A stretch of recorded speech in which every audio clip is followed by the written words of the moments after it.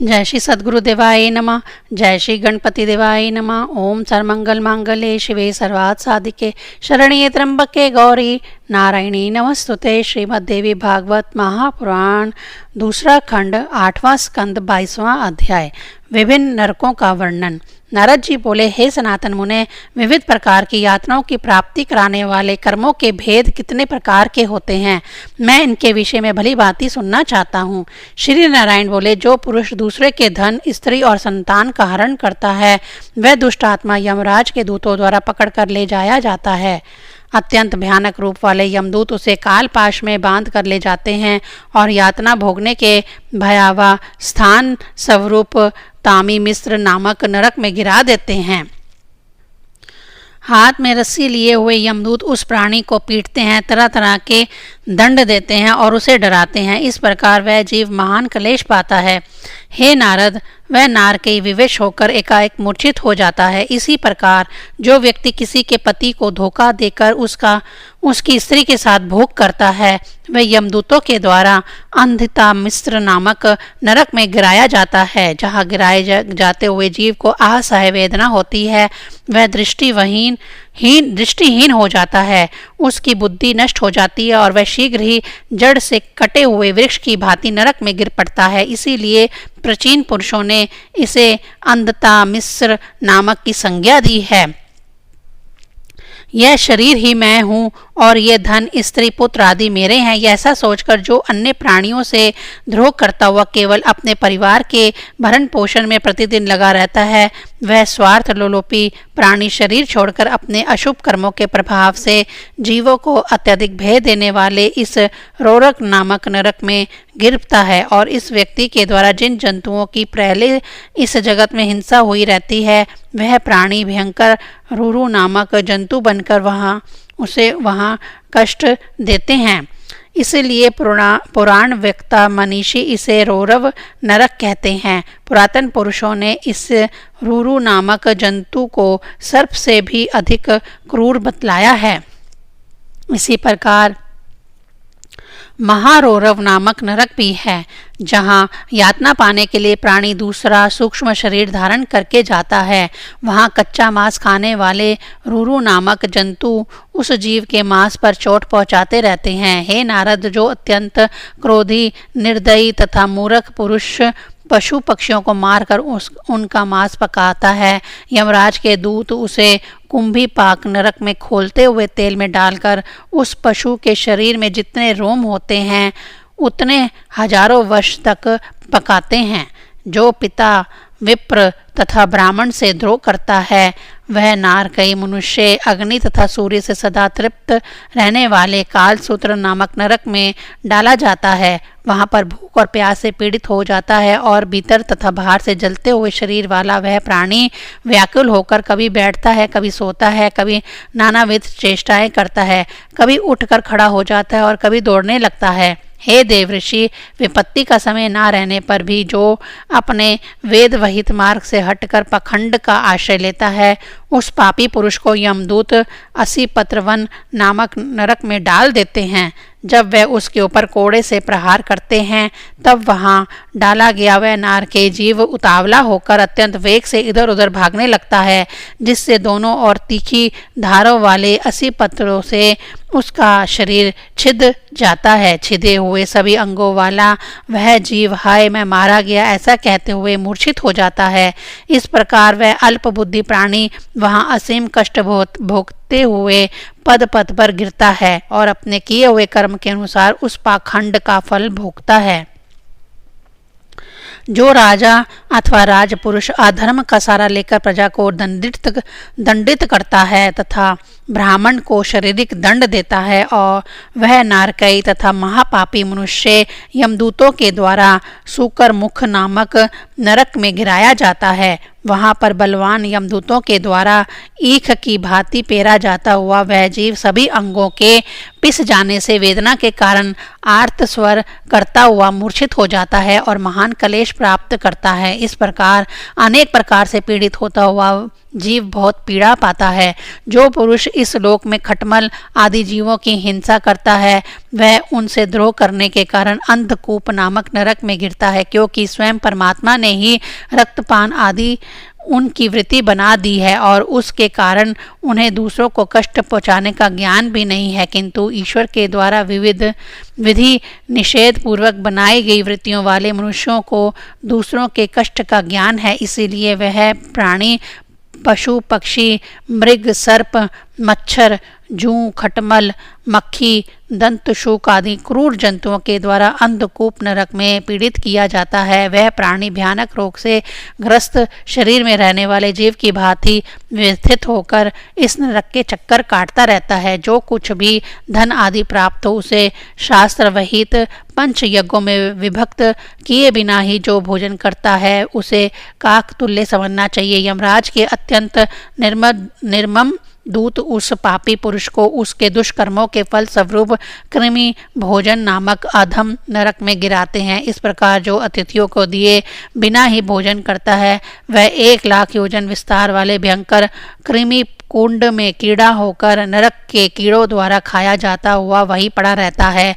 हे देवऋषि, विपत्ति काल न होने पर भी जो प्राणी ब्राह्मण अथवा अन्य किसी भी वर्ण के लोगों से चोरी से या बलात् स्वर्ण या रत्न छीन लेता है उसे मरने पर यमराज के दूत संदंश नामक नरक में गिराते हैं और अग्नि के समान संतप्त लोह पिंडों से उसे दागते हैं तथा संडासी से उसकी खाल नोचते हैं। जो पुरुष आगम्य स्त्री के साथ अथवा जो स्त्री आगम्य पुरुष के साथ समागम करती है उन्हें यमदूत तप्त सुमूर्ति या नामक नरक में गिराकर कोड़ों से पीटते हैं। पुनः वह यमदूत लोहे की बनी प्रज्वलित स्त्री मूर्ति से पुरुष को तथा लोह निर्मित जलती हुई पुरुष मूर्ति से स्त्री को आलिंगित कराते हैं। जो घोर पापी मनुष्य जिस किसी के साथ व्यभिचार करता है उसके मरने पर यमराज के दूत उसे शाल्मली नामक नरक में वज्र के समान कठोर कांटों वाले उस लोह में शाल्मली यानी समेर के वृक्ष पर चढ़ाते हैं। जो राजा या राजपुरुष पखंडी बनकर धर्म की मर्यादा को तोड़ते हैं वे इस मर्यादा भंग रूपी पाप के कारण मरने पर वैतरणी नामक नरक में गिरते हैं। हे नारद, नरक रूपी दुर्ग की खाई के समान प्रतीत होने वाली उस वैतरणी नदी में रहने वाले जीव जंतु उन्हें चारों ओर से काटते हैं और वे व्याकुल होकर इधर उधर भागते रहते हैं। हे नारद, उनका शरीर नहीं छूटता तथा उनके प्राण भी नहीं निकलते और वे अपने पाप कर्म के कारण सदा संतप्त रहते हैं। मल मूत्र पीप रक्त केश अस्थि नख चर्बी मांस और मज्जा आदि से भरी पड़ी उस नदी में गिरे हुए वे छटपटाते रहते हैं। जो लोग सदाचार के नियमों से विमुख तथा शोचा आचार से रहित होकर शूद्रों के पति बन जाते हैं तथा निर्लज्जता पूर्वक पशुव्रत आचरण करते हैं उन्हें अत्यंत कष्टप्रद गतियां प्राप्त होती हैं। यमराज के दुराग्रही दूत उन्हें विष्ठा मूत्र कफ रक्त और मल से युक्त पयूद नामक नरक में गिराते हैं जहां ये पापी इन्हीं वस्तुओं को खाते हैं। जो द्विजातिगण कुत्ते और गधे आदि को पालते हैं, आखेट करने में सदा रुचि रखते तथा शास्त्र के विपरीत मृगों का वध करते हैं, उन दुर्नीतिपूर्ण आचरण वाले अधम प्राणियों को मरणों उपरांत यमदूत प्राणरोध नामक नरक में गिराकर लक्ष्य बनाकर बाणों से भेदते हैं। जो दंभी और मनुष्यों में अधम लोग अभिमान पूर्वक यज्ञों का आयोजन करके उसमें पशुओं की हिंसा करते हैं उन्हें इस लोक से जाने पर यमदूत विशासन नामक नरक में गिराकर कोड़ों के आसाने प्रहार से उनको अत्यधिक पीड़ा पहुंचाते हैं। जो मूर्ख द्विज काम से मोहित होकर स्ववर्णा भार्या को वीर्यपान करवाता है यम के दूत उसे वीर्य के कुंड में लाला भक्षक नामक नरक में गिराते हैं और वीर्य ही पिलाते हैं। जो चोर राजा अथवा राजपुरुष आग लगाते हैं, विष देते हैं, दूसरों की संपत्ति नष्ट करते हैं, गांवों तथा धनिकों को लूटते हैं, उनके मरने पर यमराज के दूत उन्हें सरमेयादान नामक नरक में ले जाते हैं। वहां 732 अत्यंत विचित्र सारमेय यानी कुत्ते बताए गए हैं। वे बड़े वेग से उन्हें नोच नोच कर खाते हैं। हे मुने, वह सारमेयादन नामक नरक बड़ा ही भयानक है। हे मुने, अब इसके पश्चात मैं आविची आदि प्रमुख नरकों का वर्णन करूंगा। 22वां अध्याय समाप्त। 23वां अध्याय नरक प्रदान करने वाले विभिन्न पापों का वर्णन। श्री नारायण बोले, हे देवऋषि, जो दान और धन के आदान प्रदान में साक्षी बनकर सदा झूठ बोलते हैं, वे पाप बुद्धि मनुष्य मरने पर 100 योजन ऊंचे पर्वत शिखर से आविची नामक परम भयंकर नरक में गिरते हैं। इस आविची नामक आधार शून्य नरक में प्राणियों को सिर नीचे किए हुए गिरना पड़ता है, जहाँ स्थल भाग लहर युक्त जल की भांति दिखाई पड़ता है, इसीलिए इसे आविची कहते हैं। हे देवऋषि, वहाँ पत्थर ही पत्थर बिछे रहते हैं। उन पर गिरने से प्राणियों का शरीर तिल तिल करके कट जाता है। वे मरते भी नहीं और उसी में उन्हें बार बार गिराया जाता है। हे ब्रह्मपुत्र, जो ब्राह्मण अथवा ब्राह्मणी अथवा व्रत में स्थित अन्य कोई भी प्रमादवश मद्यपान करता है तथा जो क्षत्रिय या वैश्य सोमपान करता है, उसका आयापान नामक नरक में पतन होता है। हे मुने, हे ब्रह्मपुत्र, यमराज के दूत वहां पर उन्हें आग से अत्यंत संतप्त तथा पिघला हुआ लोहा पिलाते हैं। हे मुने, जो नराधम स्वयं निम्न श्रेणी में उत्पन्न हुआ है, किंतु अभिमानवश विद्या, जन्म, तप, आचार, वर्ण या आश्रम में अपने से श्रेष्ठ पुरुषों का यथोचित सम्मान नहीं करता, वह महान अधम मनुष्य यमदूत के द्वारा शारकर्दम्ब नामक नरक में सिर नीचा किए हुए ले जाया जाता है। वहां पर उसे घोर कष्टप्रद यातनाएं भोगता है। हे महामुने, जो मनुष्य मोहग्रस्त होकर नरमेध के द्वारा अन्य यक्ष राक्षस आदि का पूजन करते हैं अथवा जो स्त्रियां भी नर पशु का मांस खाती हैं, वह रक्षोगण संभोज नामक नरक में गिरते हैं। उनके द्वारा इस लोक में मारे गए वे पशु यमपुरी में पहले ही किसाई के रूप में विद्यमान रहते हैं। हे मुने, जिस प्रकार इस लोक में पशुओं का मांस खाने वाले पुरुष आनंदित होते हैं, उसी प्रकार वे पशु भी निर्मम कसाई का रूप धारण कर तेज धार वाले अस्त्र से उनके शरीर को काट कर उससे निकले रक्त को पीते हैं और अनेक प्रकार से नाचते तथा गाते हैं। हे ब्रह्मपुत्र, जो लोग ग्राम में अथवा जंगल में रहने वाले निरपराध प्राणियों को जो जीने की इच्छा रखते हैं, उन्हें विविध उपाय से विश्वास में लेकर तथा फुसलाकर अपने पास बुला लेते हैं और अपने मनोरंजन के लिए उनके शरीर में कांटे चुभाकर अथवा रस्सी आदि में बांधकर पीड़ा पहुंचाते हैं, वे मरने पर शूलपात नामक नरक में गिरते हैं। उनके शरीर में शूल आदि चुभाए जाते हैं। वे भूख तथा प्यास से अत्यंत पीड़ित होते हैं और तीखी चोंच वाले कंक पंक आदि पक्षी उन्हें तहाँ नहाँ जहाँ नोचते हैं।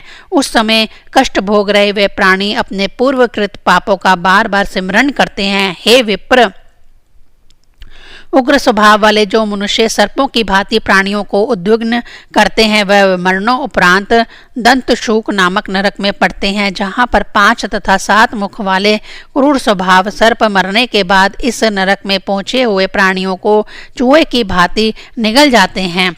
जो अंधकूपों में, प्रकाश रहित घर आदि में अथवा अंधकार युक्त गुफाओं में प्राणियों को बंद कर देते हैं, उन पाप कर्म प्रयाण लोगों को यमराज के दूत मरने के उपरांत अवटारोध नामक नरक में गिराते हैं और उनका हाथ पकड़कर विषैली अग्नि के धुएं से भरे हुए उसी प्रकार के अंधेरे स्थान में प्रवेश करवाकर उन्हें बंद कर देते हैं। जो द्विज स्वयं ग्रह का स्वामी होकर अपने यहाँ समय पर आए हुए अतिथियों को पाप पूर्ण नेत्र से इस प्रकार देखता है मानो उसे भस्म ही कर डालेगा, मरने पर उस पाप दृष्टि वाले पुरुष को यमराज के सेवक प्रयावर्तक वर्तन नामक नरक में गिराते हैं। वहां पर व्रज तुल्य चोंचों वाले कंक, काक, वट, गीध आदि महान क्रूर पक्षी बलपूर्वक उसकी आंखें निकाल लेते हैं। जो अधम मनुष्य अपने को वैभव संपन्न मानकर अभिमान से अत्यंत गर्वित होकर दूसरों को वक्र दृष्टि से देखता है, जो सबके प्रति शंका भाव रखता है, जो अपने चित्त में सदा धन कमाने किंतु व्यय न करने की ही भावना रखता है तथा ग्रह की भांति सदा धन की रक्षा करता है, वह सूखते हुए हृदय तथा मुख वाला प्राणी कभी शांति को प्राप्त नहीं होता है। मरने पर यमराज के सेवकों द्वारा वह अपने पाप कर्म के कारण सूची मुख नामक नरक में गिराया जाता है। यमराज के दूत उसे अर्थ पिशाच के संपूर्ण अंगों को उसी प्रकार सिल देते हैं जैसे दर्जी सुई धागे से वस्त्र सिलते हैं। हे विप्र, पाप कर्म करने वाले मनुष्यों को यातना देने के लिए ये अनेक प्रकार के नरक हैं। इसी तरह और भी सैकड़ों तथा हजारों नरक हैं। हे देवऋषि, उसमें से कुछ ही बतलाए गए हैं। मैंने बहुत से नरकों का वर्णन ही नहीं किया। हे मुने, अपापी मनुष्य अनेक यातनाओं से भरे इन नरकों में जाते हैं और धर्म प्रयाण लोग सुखप्रद लोकों में जाते हैं। हे महामुने, मैंने जिस प्रकार आपसे भगवती के पूजन के स्वरूप और देवी की आराधना के लक्षणों का वर्णन विस्तार से किया है, वही अपना धर्म है जिसके अनुष्ठान मात्र से मनुष्य नरक में नहीं जाता। सम्यक प्रकार से पूजित होने पर वह भगवती संसार रूपी समुद्र से प्राणियों का उद्धार कर देती है। 23वां अध्याय समाप्त। 24वां अध्याय देवी की उपासना के विविध प्रसंगों का वर्णन। नारद जी बोले, हे तात, देवी के आराधन रूपी धर्म का स्वरूप क्या है? किस प्रकार की उपासना करने पर वह देवी परम पद प्रदान करती है? उनकी आराधना की क्या विधि है? कैसे, कब और किस स्रोत से आराधना करने पर वह भगवती दुर्गा कष्टप्रद नरक रूपी दुर्ग से उद्धार करके त्राणदायिनी होती है? श्री नारायण बोले, हे विदुधर, हे देवऋषि, जिस प्रकार धर्म पूर्वक आराधना करने से देवी स्वयं प्रसन्न हो जाती है, उसे अब आप एकाग्रचित्त होकर मुझसे सुनिए। हे नारद, जैसे स्वधर्म का स्वरूप बताया गया है, उसे भी आप मुझसे सुनिए। हे मुने, इस अनादि संसार में सम्यक रूप से पूजित होने पर वह देवी घोर संकटों में स्वयं रक्षा करती है। वह भगवती जिस प्रकार लोक में पूजी जाती है वह विधि सुनिए। शुक्ल पक्ष की प्रतिपदा तिथि में घृत से देवी की पूजा करनी चाहिए और ब्राह्मण को घृत का दान करना चाहिए। ऐसे करने वाला सदा निरोग रहता है। द्वितीय तिथि को शक्रा से जगदम्बा की पूजन करना चाहिए और विप्र को शक्रा का ही दान करना चाहिए। ऐसा करने वाला मनुष्य दीर्घजीवी होता है। तृतीया तिथि को भगवती के पूजन कर्म में उन्हें दुग्ध अर्पण करना चाहिए और श्रेष्ठ ब्राह्मण को दुग्ध का दान करना चाहिए। ऐसा करने से मनुष्य सभी प्रकार के दुखों से मुक्त हो जाता है। चतुर्थी के दिन पुआ अर्पण करके देवी का पूजन करना चाहिए और ब्राह्मण को पुआ का ही दान करना चाहिए। ऐसा करने से मनुष्य विघ्न बाधाओं से आक्रांत नहीं होता। पंचमी तिथि को भगवती का पूजन करके उन्हें केला अर्पण करें और ब्राह्मण को केले का ही दान करें। ऐसा करने से मनुष्य बुद्धिमान होता है। षष्ठी तिथि को भगवती के पूजन कर्म में मधु को प्रधान बताया गया है। ब्राह्मण को मधु ही देना चाहिए। ऐसा करने से मनुष्य दिव्य कांति वाला हो जाता है। हे मुनि श्रेष्ठ, सप्तमी तिथि को भगवती को गुड़ का नैवेद्य अर्पण करके ब्राह्मण को गुड़ का दान करने से मनुष्य सभी प्रकार के शोकों से मुक्त हो जाता है। अष्टमी को भगवती को नारियल का नैवेद्य अर्पण करना चाहिए और ब्राह्मण को भी नारियल का दान करना चाहिए। ऐसा करने वाला मनुष्य सभी संतापों से रहित हो जाता है। नवमी के दिन भगवती को लावा अर्पण करने से बाद ब्राह्मण को भी लावा का दान करने से मनुष्य सदा इस लोक में तथा परलोक में भी परम सुखी रहता है। हे मुनि, दशमी तिथि को भगवती को काले तिल अर्पित करने और ब्राह्मण को उसी तिल का दान करने से मनुष्य को यमलोक का भय नहीं रह जाता। जो मनुष्य एकादशी तिथि को भगवती को दही से अर्पित करता है तथा ब्राह्मण को भी दही प्रदान करता है, वह देवी को परम प्रिय हो जाता है। हे मुनि श्रेष्ठ, जो द्वादशी के दिन भगवती को चिड़ुए का भोग लगाकर आचार्य को भी चिड़ुए का दान करता है, वह भगवती का प्रिय पात्र बन जाता है। जो त्रयोदशी को भगवती को चना अर्पित करता है और ब्राह्मण को चने का दान करता है, वह प्रजाओं तथा संतानों से सदा संपन्न रहता है। हे देवऋषि, जो मनुष्य चतुर्दशी के दिन भगवती को सत्तू अर्पण करता है और ब्राह्मण को भी सत्तू प्रदान करता है, वह भगवान शंकर का प्रिय हो जाता है। जो पूर्णिमा तिथि को भगवती अर्पणा को खीर का भोग लगाता है और श्रेष्ठ ब्राह्मण को खीर प्रदान करता है, वह अपने सभी पितरों का उद्धार कर देता है। हे महामुने, देवी की प्रसन्नता के लिए उसी तिथि में हवन भी बतलाया गया है। जिस तिथि में नैवेद्य के लिए जो वस्तु बताई गई हैं, उसी वस्तु से उन तिथियों में हवन करने से सभी विपत्तियों का नाश हो जाता है। रविवार को खीर का नैवेद्य अर्पण करना चाहिए, सोमवार को दूध और मंगलवार को केले का भोग लगाना चाहिए लगाना बताया गया है।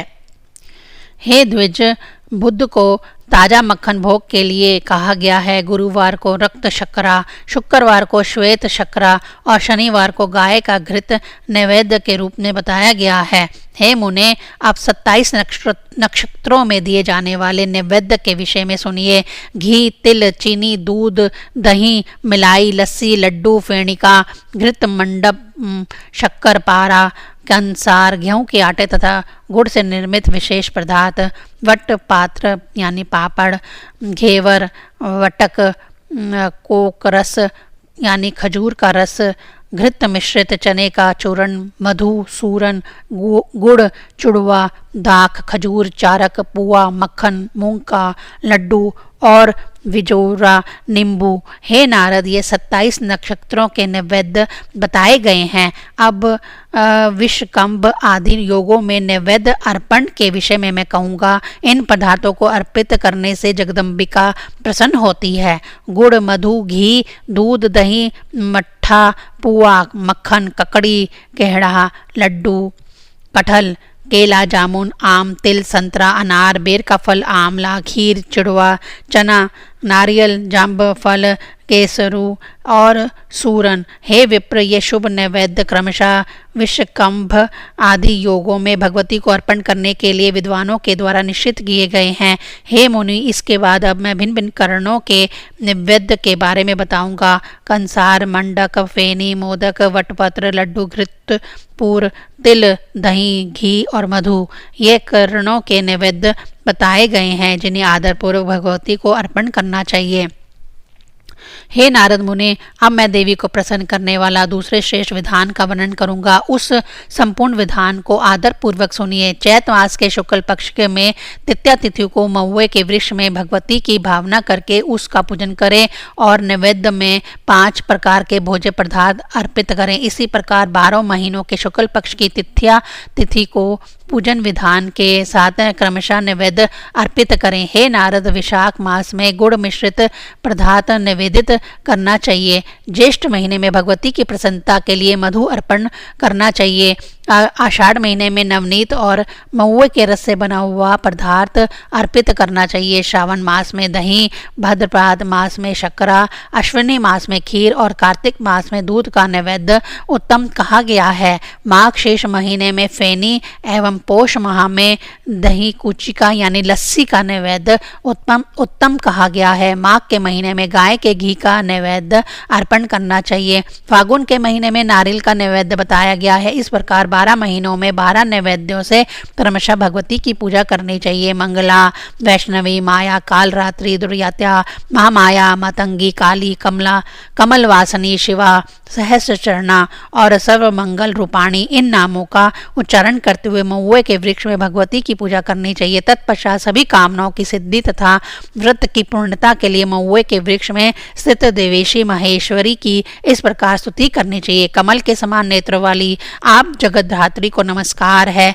आप महामंगल मूर्ति स्वरूपा महेश्वरी महादेवी को नमस्कार है। हे देवी, परमा पाप हंत्री, परमाग्र प्रदायिनी, परमेश्वरी, प्रजा उत्पत्ति, पर ब्रह्म स्वरूपाणी, मंदात्री, मंदोमंता, मानगम्या, महोनंता, मनस्वी, मनोधेया, मातरंग सहचारिणी, ये आपके नाम हैं। हे लंकेश्वरी, हे प्रज्ञे, आपकी जय हो। हे परले काली मेघ के समान प्रतीत होने वाली देवता और दानव महामोह के विनाश के लिए आपकी उपासना करते हैं। आप यमलोक मिटाने वाली यमराज पूज्या, यम की अग्रजा और यम निग्रह स्वरूपाणी हैं। हे परमाराध्य, आपको बार बार नमस्कार है। आप सम स्वभावा, सर्वेश्वरी, सर्वसंग विवर्जिता, संग नाशकरी, काम्या रूपा, करुणा विग्रह, काल क्रूरा, कामाक्षी, मीनाक्षी, मर्म भेदी, माधुर्य रूपशीला, मधुर स्वर पूजिता, महामंत्रवती, मंत्रगम्या, मंत्र प्रियकरी, मनुष्य मान संगमा और मनमंत्री प्रियंकरी, इन नामों से विख्यात हैं। पीपल, वट, नीम, आम, कैथ एवं बेर में निवास करने वाली आप कटहल, मदार, कीरील, जामुन आदि शीर वृक्ष स्वरूपाणी हैं। दुग्धवल्ली में निवास करने वाली दयायनी, महान दयालु, कृपालु एवं करुणा की साक्षात मूर्ति स्वरूपा एवं सर्वज्ञ जनों की प्रिय स्वरूपाणी आपकी जय हो। इस प्रकार पूजन के पश्चात इस स्तोत्र से उन देवेश्वरी की स्तुति करनी चाहिए। ऐसा करने वाला मनुष्य व्रत का संपूर्ण पुण्य प्राप्त कर लेता है। जो मनुष्य भगवती को प्रसन्न करने वाले इस स्तोत्र का नित्य पाठ करता है उसे किसी प्रकार के शारीरिक या मानसिक रोग का भय नहीं होता है और उसे शत्रुओं का भी कोई भय नहीं रहता। इस स्रोत के प्रभाव से अर्थ चाहने वाला अर्थ प्राप्त कर लेता है। धर्म की अभिलाषा को धर्म की प्राप्ति हो जाती है, कामी को काम सुलभ हो जाता है और मोक्ष की इच्छा रखने वाले को मोक्ष प्राप्त हो जाता है। इस स्तोत्र के पाठ से ब्राह्मण वेद संपन्न, क्षत्रिय विजयी, वैश्य धन धान्य से परिपूर्ण और शूद्र परम सुखी हो जाता है। जो मनुष्य श्राद्ध के समय मन को एग्राग करके इस स्तोत्र का पाठ करता है उसके पितरों की एक कल्प तक स्थायी रहने वाले अक्षय तृप्ति हो जाती है। हे नारद, इस प्रकार मैंने देवताओं के द्वारा देवी की गई आराधना तथा पूजा के विषय में आपको भली बातें बता दिया। जो मनुष्य भक्ति पूर्वक भगवती की उपासना करता है वह देवी लोक का अधिकारी हो जाता है।